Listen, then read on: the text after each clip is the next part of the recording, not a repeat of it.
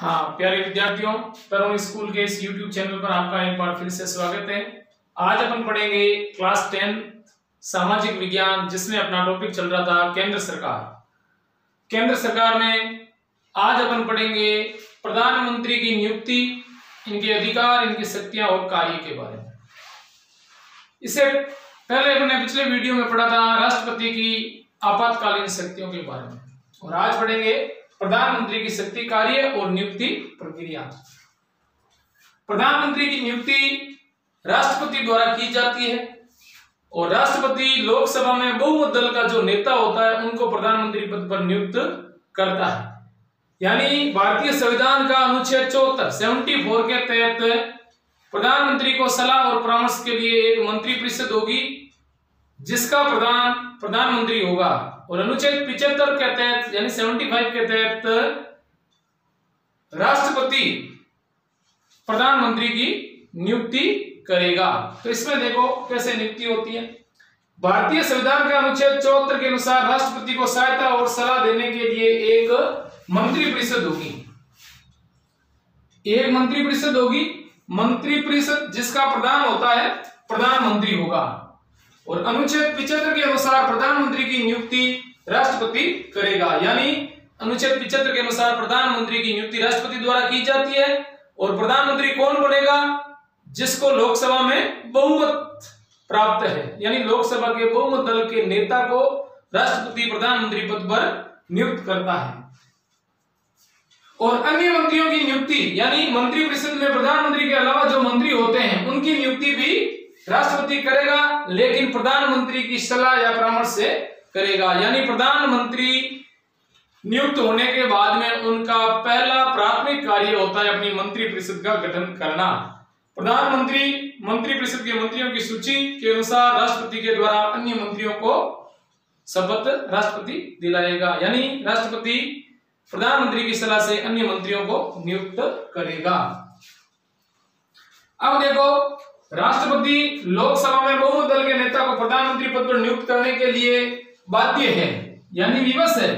जिस व्यक्ति को लोकसभा में बहुमत प्राप्त है वो ही प्रधानमंत्री बनेगा, उसी व्यक्ति को राष्ट्रपति प्रधानमंत्री पद पर नियुक्त करेगा, यानी शपथ दिलाएगा।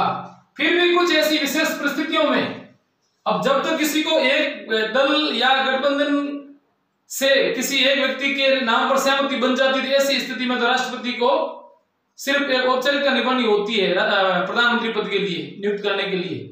और अगर किसी राजनीतिक दल को लोकसभा में स्पष्ट बहुमत नहीं मिलता है तो ऐसी स्थिति में राष्ट्रपति अपने विवेक का इस्तेमाल करते हुए जो सबसे बड़ी पार्टी यानी सबसे ज्यादा लोकसभा की सीटें जीत करके आई है उनमें से या दूसरे नंबर की पार्टी को भी सरकार बनाने के लिए पहले न्योता राष्ट्रपति दे सकता है। तो ऐसी स्थिति में वो अपने विवेक की शक्ति का इस्तेमाल करता है। और अगर किसी को एक दल को स्पष्ट बहुमत मिल गया तो ऐसी स्थिति में तो खाली नाम मात्र यानी औपचारिकता निभानी होती है।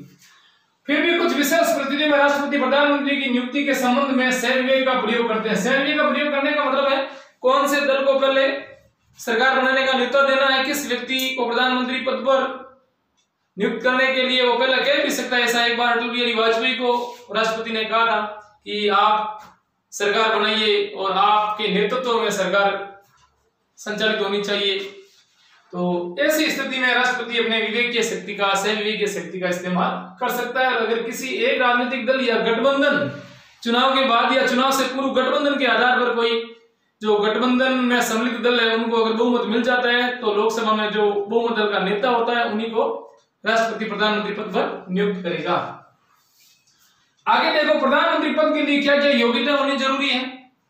प्रधानमंत्री पद के लिए योग्यता में प्रमुख बात तो यह है कि वह संसद के दोनों सदनों में से किसी एक सदन का सदस्य होना चाहिए। संसद सदस्य बनने की उसमें निर्धारित योग्यता होगी तो वो संसद का सदस्य बनेगा। और प्रधानमंत्री बनने के लिए है कि संसद के दोनों सदन यानी लोकसभा या राज्यसभा का वो सदस्य होना चाहिए। और अगर नहीं है तो 6 महीने के अंदर अंदर उनको दोनों सदनों में से किसी एक सदन की सदस्यता हासिल करनी होती है। तो इसलिए होता सदन का ही है, लोकसभा से ही ज्यादातर बनता है कि जरूरी नहीं लोकसभा का ही बने, राज्यसभा का सदस्य भी प्रधानमंत्री बन सकता है। जैसे वर्तमान में नरेंद्र मोदी लोकसभा का सदस्य प्रधानमंत्री है और पिछले जो प्रधानमंत्री मनमोहन सिंह जी थे वो राज्यसभा के सदस्य थे। तो ऐसे राज्यसभा का सदस्य भी प्रधानमंत्री बन सकता है। दोनों सदनों में से किसी एक सदन का सदस्य होना जरूरी है। अब देखो प्रधानमंत्री का कार्यकाल और प्रधानमंत्री की पदच्युति कैसे की जाती है। वैसे प्रधानमंत्री का कार्यकाल लोकसभा के कार्यकाल के समान होता है। अगर लोकसभा का कार्यकाल 5 साल का तो प्रधानमंत्री का कार्यकाल 5 साल का होता है और समय से पूर्व भी इनका कार्यकाल समाप्त हो सकता है। यानी अविश्वास प्रस्ताव की प्रक्रिया यानी अविश्वास प्रस्ताव लोकसभा में पारित हो जाता है, ऐसी स्थिति में प्रधानमंत्री को समय से पहले अपना पद त्याग करना होता है। इसमें देखो प्रधानमंत्री का कार्यकाल 5 वर्ष से पूर्व समाप्त हो सकता है यदि किसी कारणवश लोकसभा सरकार के विरोध में अविश्वास प्रस्ताव पारित करे। अविश्वास प्रस्ताव पारित करने का मतलब है सत्ता पक्ष के विरुद्ध आधे से ज्यादा लोकसभा के सदस्य विरुद्ध हो जाते हैं। ऐसा प्रस्ताव ला करके आधे से ज्यादा सत्ता पक्ष के विरुद्ध मतदान करके उस प्रस्ताव को पारित कर देते हैं। ऐसी स्थिति में सरकार गिर जाती है यानी मंत्रिपरिषद भंग हो जाती है। अविश्वास प्रस्ताव पारित करे अथवा यदि किसी कारणवश अविश्वास प्रस्ताव कौन से सदन में, लोकसभा में, राज्यसभा में नहीं, लोकसभा में अविश्वास प्रस्ताव सत्ता पक्ष के विरुद्ध लाया जाता है, पारित करे अथवा यदि किसी कारणवश प्रधानमंत्री की संसद की सदस्यता का मतलब लोकसभा या राज्यसभा की सदस्यता शून्य हो जाए यानी किसी कारणवश वो अयोग्य घोषित हो जाए, तो ऐसी स्थिति में भी प्रधानमंत्री को अपना पद त्याग करना पड़ेगा और प्रधानमंत्री अपना पद त्याग यानी त्याग पत्र है वो राष्ट्रपति को सौंपता है। शून्य हो जाए तो प्रधानमंत्री किसी भी समय अपने पद का त्याग पत्र राष्ट्रपति को सौंप सकता है। तो इस स्थिति में प्रधानमंत्री को पद से हटाया भी जा सकता है, पदच्युति होती है, और नहीं तो वैसे इनका कार्यकाल 5 साल का होता है। और अगर लोकसभा समय से पहले भंग हो गई तो प्रधानमंत्री का कार्यकाल भी समय से पहले पूरा हो जाएगा। अब देखो प्रधानमंत्री के कार्य और शक्तियां। प्रधानमंत्री के क्या क्या कार्य है, क्या क्या शक्ति, क्या अधिकार है। पहला कार्य है मंत्रिपरिषद का निर्माण करना। मंत्रिपरिषद का निर्माण, मंत्रिपरिषद का मतलब होता है संपूर्ण मंत्रियों का समूह।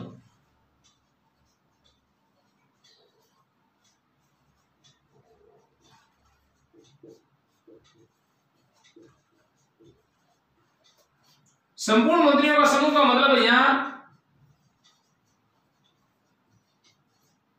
प्रधानमंत्री, कैबिनेट मंत्री, राज्य मंत्री और उप मंत्री, ये है मंत्रिपरिषद। मंत्रिपरिषद में प्रधानमंत्री है, कैबिनेट स्तर के मंत्री है, राज्य मंत्री और उप मंत्री सभी मंत्रिपरिषद के सदस्य कहलाते हैं। तो प्रधानमंत्री का पहला कार्य यह है मंत्रिपरिषद का निर्माण। प्रधानमंत्री अपना पद ग्रहण करने के बाद वैधानिक सीमा, वैधानिक सीमा का मतलब है मंत्रिपरिषद का जो आकार है,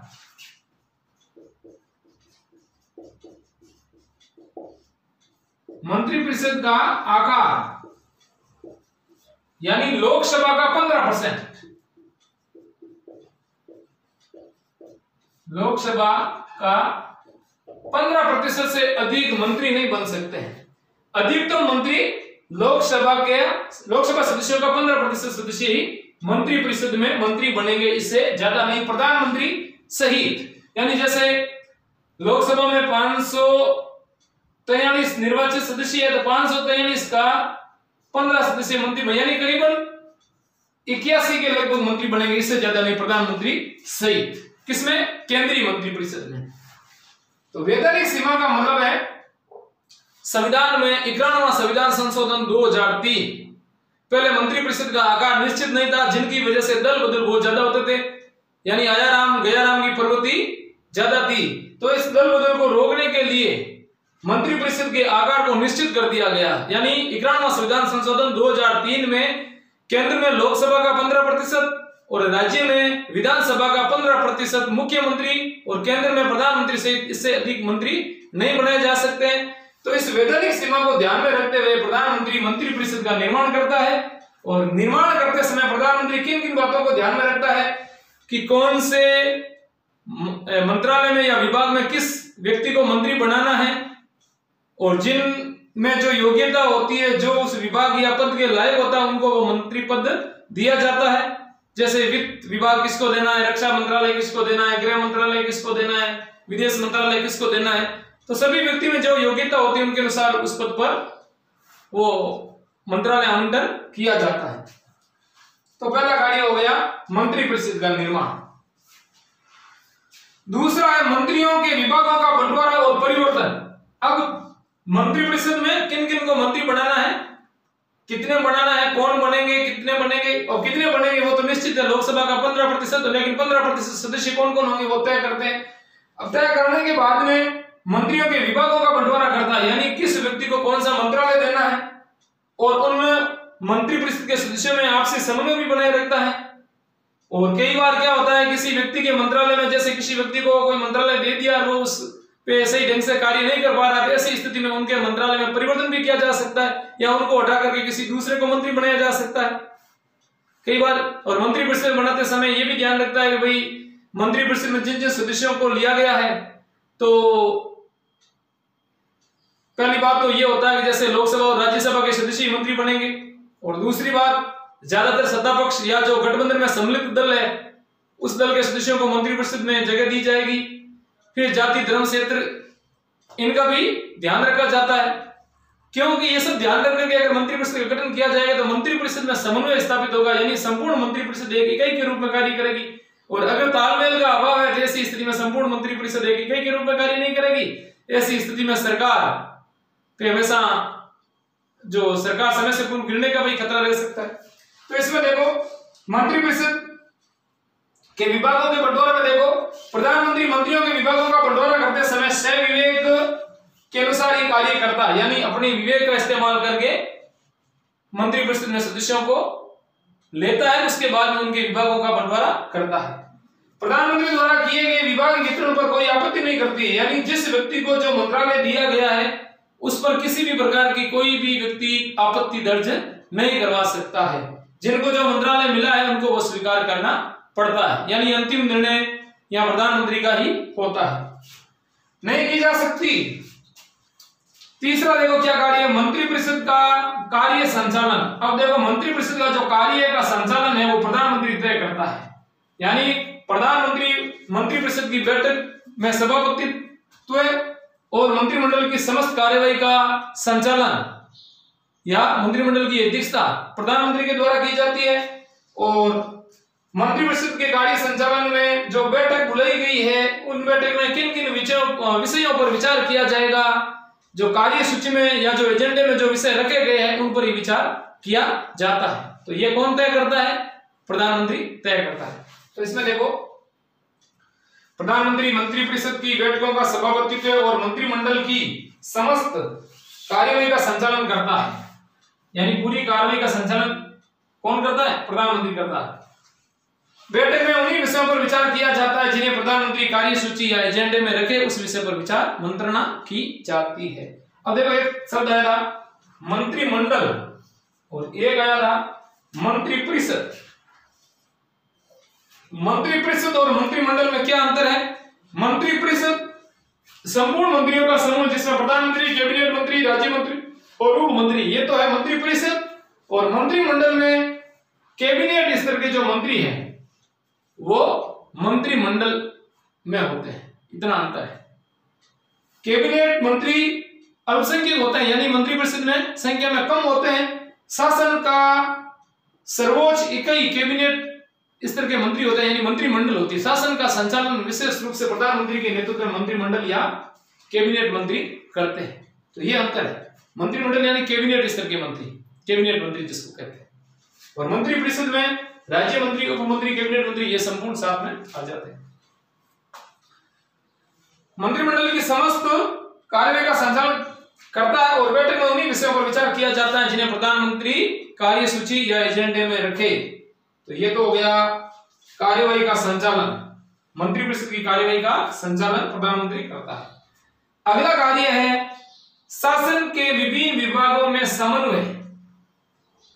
शासन संचालित करने के लिए मंत्रिपरिषद में जो विभिन्न विभाग है उसमें समन्वय का मतलब होता है तालमेल, सामंजस्य बैठाने का काम प्रधानमंत्री करता है।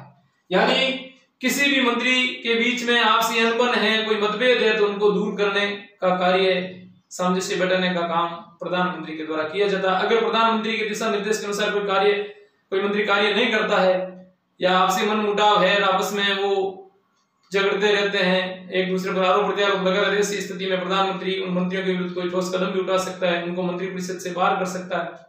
तो ये समन्वय बनाए रखने का काम भी प्रधानमंत्री करता है। प्रधानमंत्री संपूर्ण मंत्रिपरिषद में समन्वय स्थापित करता है, जिसे संपूर्ण मंत्रिपरिषद एक इकाई के रूप में कार्य कर सके। यानी संपूर्ण मंत्रिपरिषद एक इकाई के रूप में कार्य तभी करेगी जब उसमें क्या है, समन्वय, तालमेल है। तो और अगर तालमेल और समन्वय का अभाव है तो ऐसी स्थिति में संपूर्ण मंत्रिपरिषद एक इकाई के रूप में कार्य नहीं कर सकेगी, एकजुट होकर के कार्य नहीं कर सकेगी। ऐसी स्थिति में सरकार पर खतरे मंडराने की संभावना रहती है। तो समन्वय स्थापित करने का काम भी प्रधानमंत्री ही करता है। अगला कार्य है लोकसभा का नेता। अब देखो, प्रधानमंत्री लोकसभा में बहुमत दल का नेता होता है, यानी लोकसभा का नेता होता है। तो कानून निर्माण से संबंधित जो भी कार्य होते हैं उनकी देख रेख में ही संपन्न होते हैं और सरकारी विधेयक उनके दिशा निर्देशानुसार ही तैयार किए जाते हैं। सरकारी विधेयक का मतलब है, विधेयक कहते हैं कानून के प्रस्तावित प्रारूप को विधेयक कहते हैं।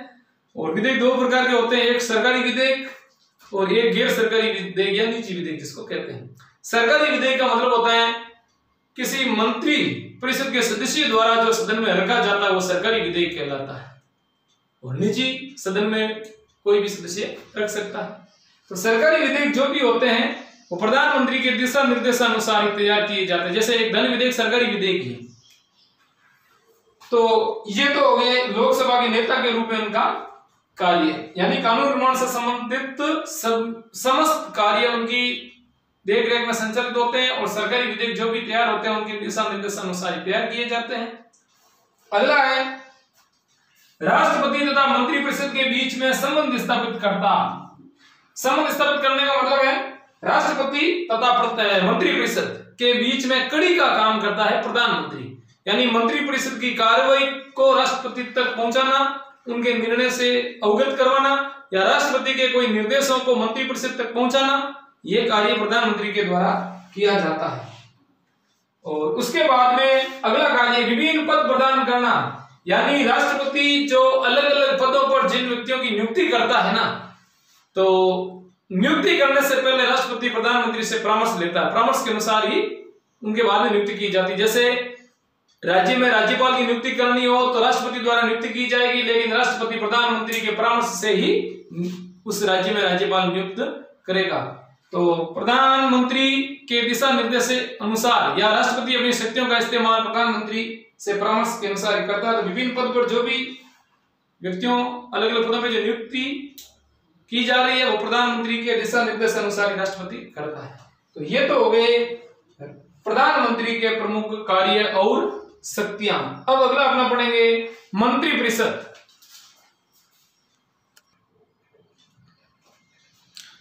मंत्रिपरिषद में देखो, मंत्रिपरिषद भारतीय शासन व्यवस्था का हृदय कहा जाती है। मंत्रिपरिषद को भारतीय शासन व्यवस्था का हृदय या आत्मा कहा जाता है, क्योंकि भारतीय शासन व्यवस्था का जो संचालन है वो मंत्रिपरिषद के द्वारा संचालित किया जाता है। यानी शासन की सर्वोच्च इकाई मंत्रिपरिषद में विशेष रूप से कैबिनेट स्तर के मंत्री होते हैं। तो ये भारतीय शासन व्यवस्था का हृदय यानी शासन का संचालन विशेष रूप से मंत्रिमंडल करती है।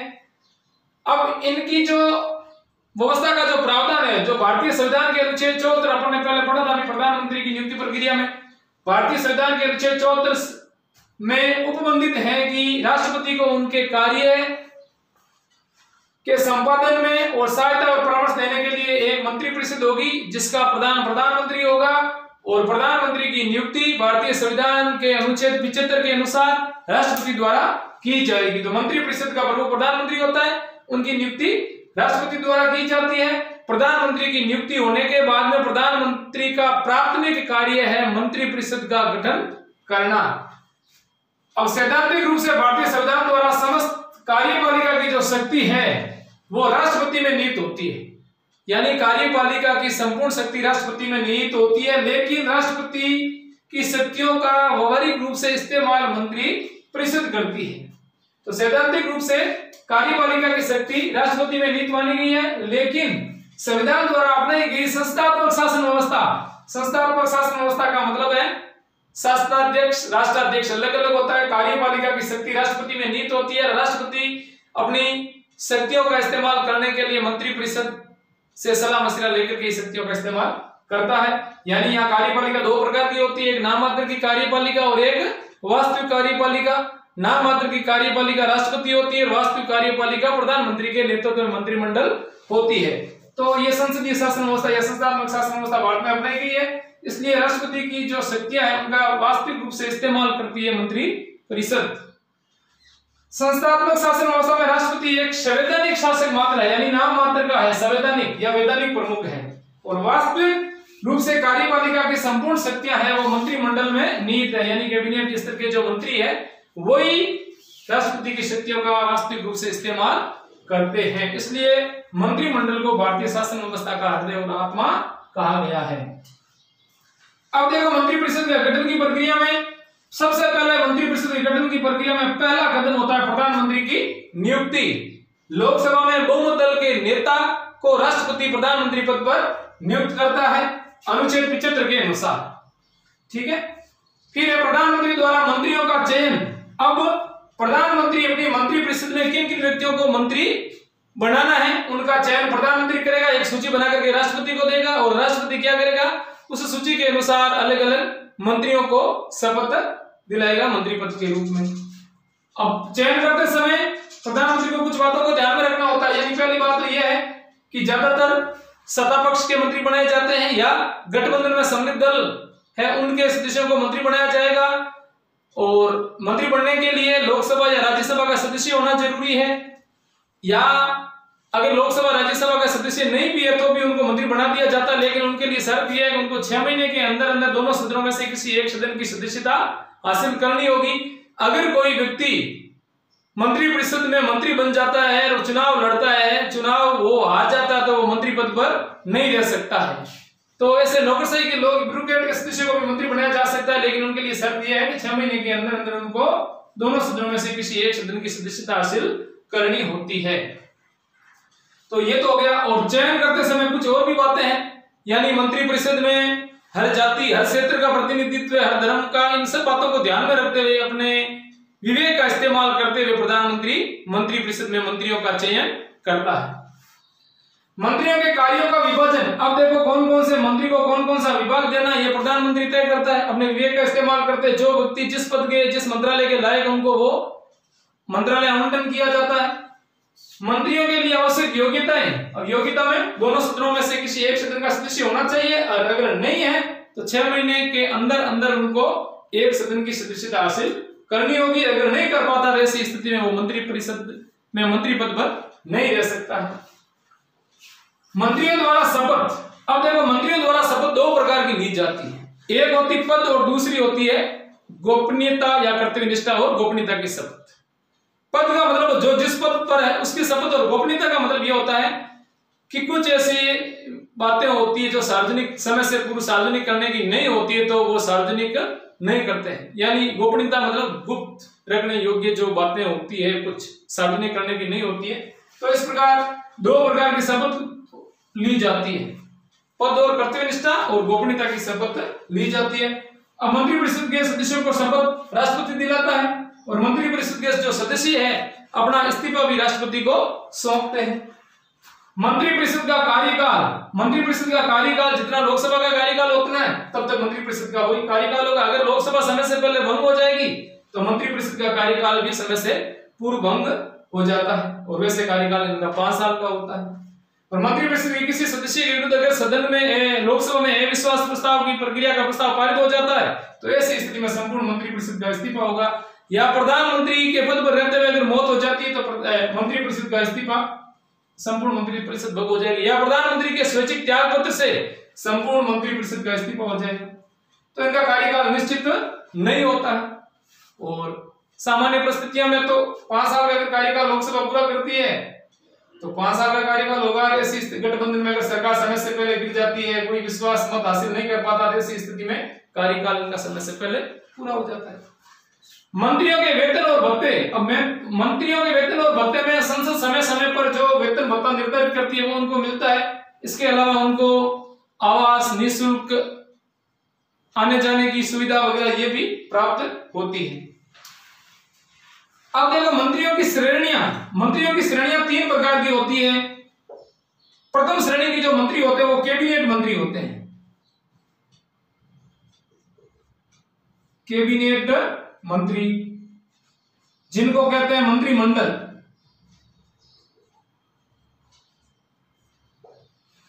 दूसरा होता है राज्य मंत्री, यानी कैबिनेट मंत्रालय से इन मंत्रियों से ये थोड़े नीचे होते हैं, राज्य मंत्री। और तीसरे होते हैं उप मंत्री।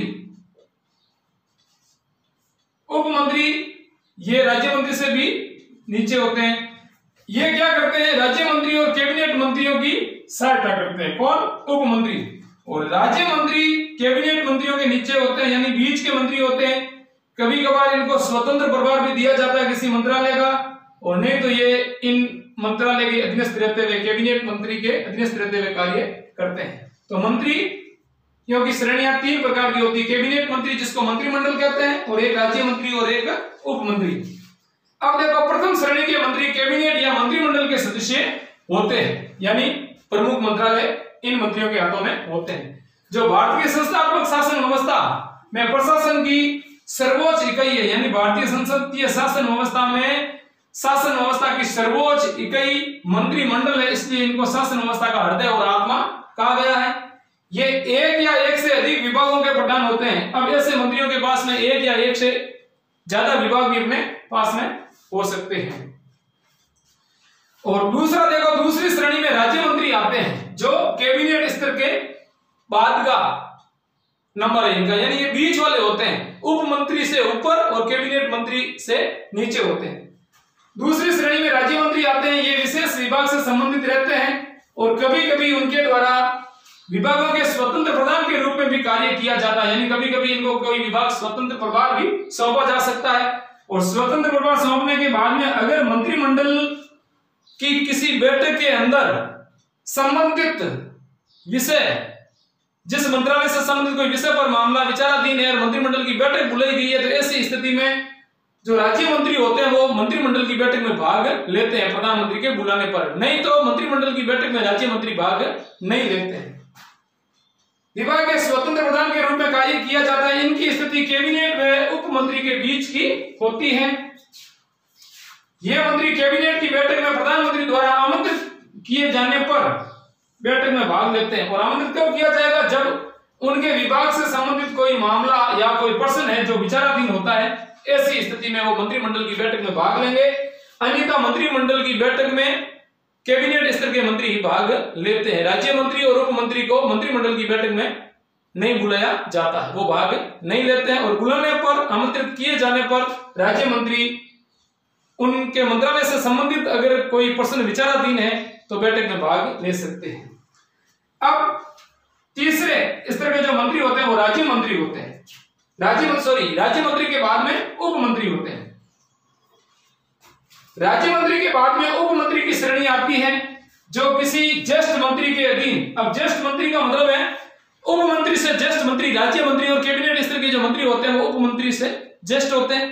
तो ये उप मंत्री है ना, वो ज्येष्ठ मंत्री के अधीन रहते हुए उस मंत्री की क्या करते हैं? सहायता करते हैं, उनके कार्यों में हाथ बटोरने का काम करते हैं।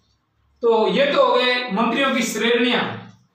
अब देखो मंत्रिमंडल क्या काम करती है, मंत्रिमंडल की अधिकार, शक्ति और कार्य कौन कौन से हैं। पहला काम इनका है राष्ट्रीय नीति निर्धारण करना, यानी राष्ट्र हित के लिए जो भी नियम नीतियों का निर्धारण किया जाता है, तो विशेष रूप से मंत्रिमंडल ही उन नियम नीतियों का निर्धारण करती है। नियम वगैरह बनाने में प्रमुख भूमिका इसी की होती है। अगर सदन में कोई विधेयक रखा जाता है तो उनकी देखरेख में विधेयक तैयार होता है, उनके द्वारा ही रखा जाता है। और विशेष रूप से सत्ता पक्ष के द्वारा जो सदन में विधेयक आया है तो संपूर्ण मंत्रिपरिषद की उस विधेयक को पारित करने की जिम्मेदारी होती है। संपूर्ण मंत्रिपरिषद एकजुटता का परिचय देते हुए उस विधेयक को पारित करने में लगी रहती है। तो राष्ट्रीय नीति निर्धारण करने में महत्वपूर्ण जो अहम योगदान होता है वो मंत्रिपरिषद का होता है। दूसरा कार्य है कानून निर्माण पर नियंत्रण, और कानून निर्माण की प्रक्रिया पर विशेष रूप से जो नियंत्रण होता है वो मंत्रिपरिषद का होता है। तीसरा राष्ट्रीय कार्यपालिका पर सर्वोच्च नियंत्रण। राष्ट्रीय कार्यपालिका का प्रमुख जैसे जो राष्ट्रपति होता है, उनके अधिकार शक्तियों का विशेष रूप से इस्तेमाल करने वाली मंत्रिमंडल होती है। तो राष्ट्रीय कार्यपालिका पर सर्वोच्च नियंत्रण मंत्रिमंडल का होता है, यानी सैद्धांतिक रूप से जो शक्तियां राष्ट्रपति को दी गई है, वास्तविक या व्यावहारिक रूप से उस शक्तियों का इस्तेमाल करने वाली कौन होती है? मंत्रिमंडल होती है। और वित्तीय कार्य भी मंत्रिमंडल के द्वारा किया जाता है, जैसे वित्त से संबंधित आय व्यय का लेखा जोखा सदन में रखवाना, बजट पेश करना, वित्तीय वर्ष के लिए जो बजट है जनता के सामने पेश करना, धन विधेयक पारित करवाना, ये सारे कार्य मंत्रिमंडल की करती है। और धन विधेयक है या सरकारी विधेयक जो भी है सदन में मंत्री परिषद के किसी मंत्री द्वारा ही सदन में रखा जाता है।